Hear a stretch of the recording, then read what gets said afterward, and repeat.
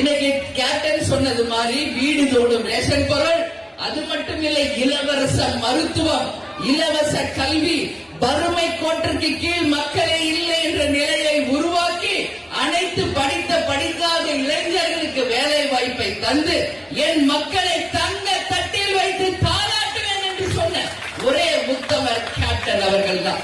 என்னை நம்பி இத்தனை லட்சம் இளைஞர்கள், பெண்கள், மக்கள், நான் இவர்களுக்கு என்ன கைமாறு செய்ய போகிறேன் அப்படின்ற அந்த உணர்வு தான் கேப்டனுக்கு அன்னைக்கு கண்ணீராக அன்னைக்கு ஸ்டேஜ்ல வந்தது. நான் கூட பக்கத்துல அமர்ந்திருந்தேன்.